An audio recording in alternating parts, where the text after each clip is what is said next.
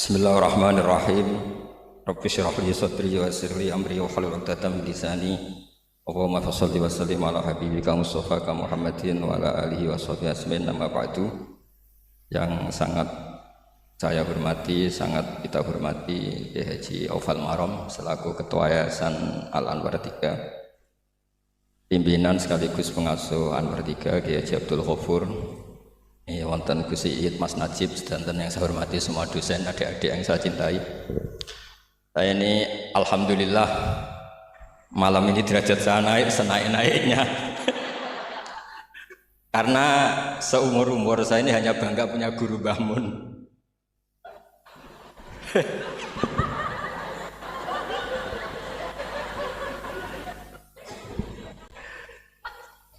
Tapi malam ini punya guru baru. Nah, ini sekaligus supaya dicatat oleh Ketua Yayasan Gus Aufal, tadi Pak Amin mengaku saya muridnya. Ini satu kezaliman.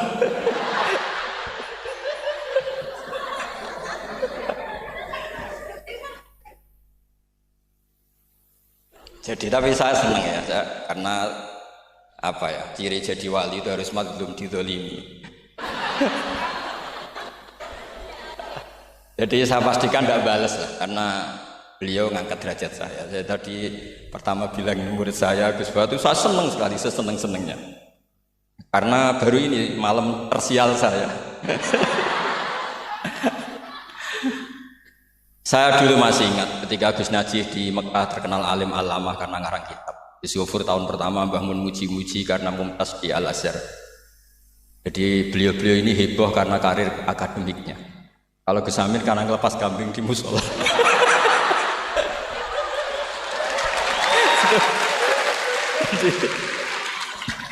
Jadi jameknya sama-sama bikin heboh. Jadi ya itu saja lah. Niru itu tidak bisa penuh ya, sudah niru hebohnya saja. Tadi karena Gus Aufal baru masuk, tadi Gus Aminoto bilang gini Gus Aufal, dulu Mbah Mun sayang saya sampai dicatrikan istri. Apa Gus Ghafur bisa nyarikan saya istri? Itu benar-benar kefasikan baru dalam.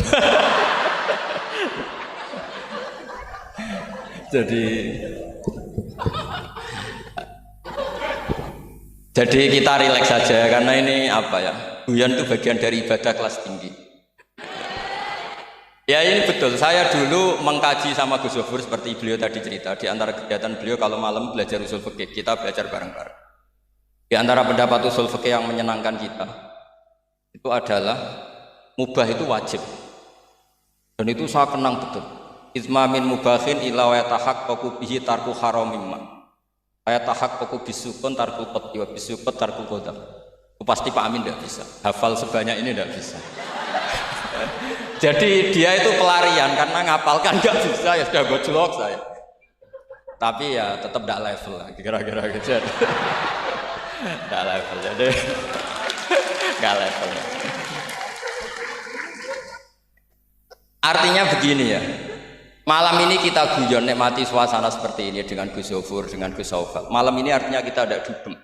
Malam ini kita ada zina, ada dugem, tidak melihat hal yang maksiat. Jadi mubah itu tarkul haram. Tarkul haram wajib, meninggalkan haram itu wajib. Berarti fi'lul mubah juga wajib. Tapi mubah loh ya, bukan lepas kambing di musola. Kalau itu tidak wajib ya tidak mubah, haram. Tapi di pondok ada adat, kalau yang melakukan itu Gus itu makfu. Jadi kalau di bab najis ya najis makfu lah, itu kira-kira. Artinya khazanah kita cukup untuk menganalisis itu. Saya memang di antara murid yang sering mengkaji Mbah Mun secara fikih. Saya pernah bilang di rumah dinasnya Gus Yasin, bagaimana beliau tadi menyinggung, ketika Gus Yasin diduetkan dengan Pak Ganjar, ini menjadi fikih abadi bahwa ada fikih besar, yaitu ulama tidak ada tradisi atau tidak boleh ada tradisi berhadapan-hadapan dengan umarok. Kita sama-sama berduet untuk kelangsungan bangsa ini secara damai dan bermartabat. Jadi nggak penting menurut saya Gus Yassin wakil gubernur apa Gus Yassin ketua DPR dulu, Kak Kamil ketua DPR, Gus Kamil. Yang menjadi penting bagi kita adalah fikih ini akan abadi. Itu juga ketika Gus Yofur sekolah sampai doktor bahwa ulama Sa'alim Mbah Mun, Putra Mbah Zubair tidak anti dunia kampus. Sehingga Gus Yofur sekolah ya sampai doktor. Juga beliau tidak anti khusyuk, tadi kata Gus Iid, khusyuk yang dimaksud Yai bukan terus khusyuk. Karena Yai sering menghentikan manis zada khusyuan zada jalan, terus ada orang kayak Gus Amin.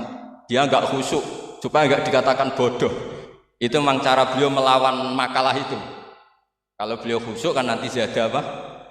Jalan. Maka pura-pura ada khusyuk, selain itu fakta terus ya sudah jadinya seperti itu. Saya itu sering meneliti fikihnya Mbah Mun mulai yang tadi. Saya masih ingat ketika Yai mau ketemu Bu Mega ketika mau haji. Yai tindak Jumat, ketemu Bu Mega itu Sabtu, beliau terbang Ahad. Di antara yang dihentikan ke santri-santri, kira-kira gini maknanya, besok saya ketemu Ibu Mega dan ini bagus supaya Indonesia damai karena ulama dan umaroknya ini satu kombinasi antara nasionalis dan religius. Beliau itu paling menghindari kalau Indonesia chaos kemudian ada dosa yakulu batu. Kalau chaos itu mungkin potensinya saling bunuh, saling apa. Sehingga ketika melihat Mbah Mun ketemu Mega itu pikiran pertama saya adalah safkut dima jangan sampai terjadi. Karena biatan pertama Al-Qur'an adalah wa itakhadna mitsaqakum la tasfikuna dima'akum. Dan itu beliau melakukan itu dengan cara yang sangat elegan. Ketemu orang yang benar-benar jadi aktor di Indonesia. Siapa yang nggak ngerti Mbah Mun aktor penting dalam perjalanan agama di Indonesia. Mega sebagai simbol nasional. Beliau dengan besar hati ketemu. Dan itu kita membaca fikih sebagai bentuk hiknan lidima'il muslimin. Upaya supaya Indonesia itu damai baik-baik saja. Saya tentu belajar banyak dari Gus Yofur ketika menafsirkan kenapa Al-Barjanji itu menjadi mujad. Kata Gus Yofur padahal karangan Al-Barjanji itu tidak besar-besar kayak Sayyid Zabidi yang ngarang Al-Af.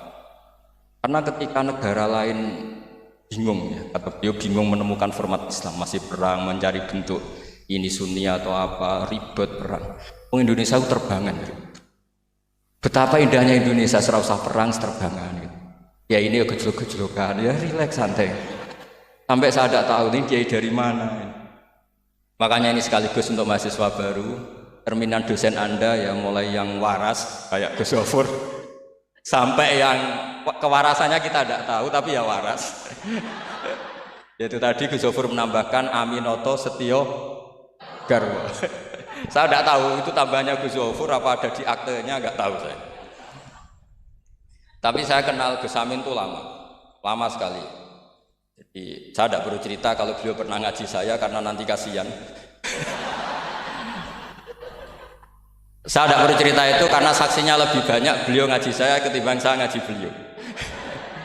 Tapi itu cara beliau punya harga diri, ya monggo itu. Kalau saya terima dengan lapang dada. Jadi beliau orang kedua setelah Mbah Nawawi yang ngaku saya sebagai muridnya. Tapi saya mau cerita yang agak serius, ini 5 menit tentang fikihnya Mbah Mun.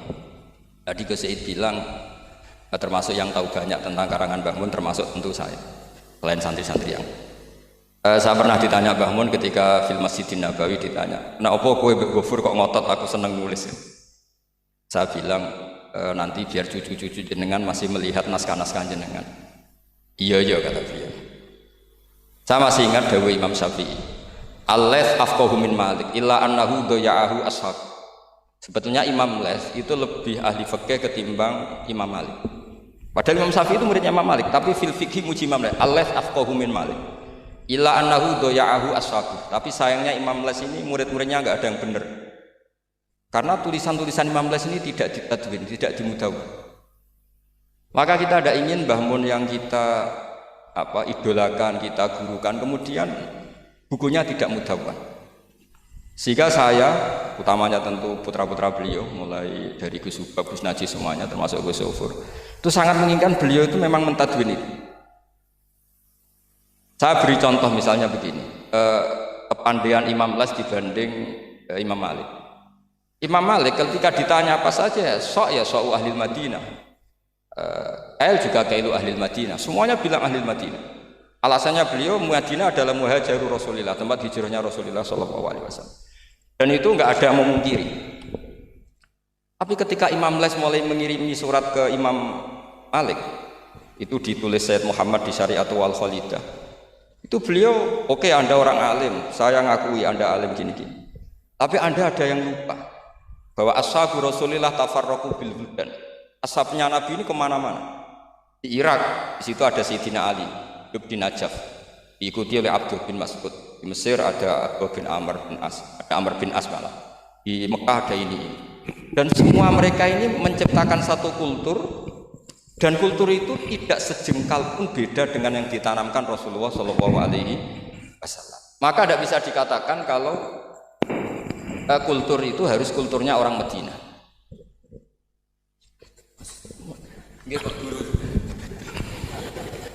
Ini naik pangkat ini, seorang guru melayani muridnya. Ini juga cara beliau untuk mengalahkan saya di dunia wali. Jadi makanya pura-pura tawadhu. Nah, Al-Laits afqahu min Malik. Beliau punya sekian contoh bahwa orang Irak itu nggak kalah kerennya lah kira-kira gitu. Tentang ukuran-ukuran sok, karena Sayyidina Ali di situ juga menciptakan kultur. Begitu juga Amr bin As dan beberapa sahabat yang tafarraqu fil buldan. Bahkan sesuai dunia yang saya tekuni termasuk ilmu qiraah, as-sakhul qiraati sanadan itu adalah Asim. Padahal Asim ini qari'un kufiyun. Kenapa? Karena setelah Imam Asim ada Abi Abdillah Abdurrahman As-Sulami, setelah itu Sayyidina Ali. Karena Sayyidina Ali sakanal Irak atau sakanan Najaf kalau istilah modern. Sehingga Imam Syafi'i ngetikan Al-Laits afqahu min Malik illa annahu daya'ahu ashab. Barokahnya bangun menulis misalnya al-ulama al-mujaddidun yang sering dibaca Gus Sofur, juga saya di beberapa pertemuan alumni. Itu bangun kelihatan sekali dari awal tuh akan bina siapa saja. Beliau cerita misalnya salasun min aslil iman. Beliau di antara hadis yang beliau pilih dari sekian makalah beliau dan itu dijadikan muqaddimah. Wal jihad ma'a kulli amirin barron kana au fajiran. Was salat khalfa kulli muslimin ya barron kana au fajiran. Jadi beliau memilih berteman siapa saja, membina siapa saja itu amdan, bukan sahwan. Karena beliau adalah periwayat dan penulis hadis, tentu ya diriwayatkan Nabi Dawud, memang ditulis di situ. Sudahlah kita ikut berjuang ma'akuli amir. Jihad itu di konteks Indonesia tentu mempertahankan supaya sholat ini sesuatu yang indah. Kita tahu yang bikin masjid di mana-mana itu departemen keuangan bikin masjid, kepolisian bikin masjid, kabupaten bikin masjid, gubernuran bikin masjid. Itu kalau nunggu bisaronya Pak Amin dari setek itu gak jadi masjid, yakin. Untuk rokoknya saja mungkin pas-pasan.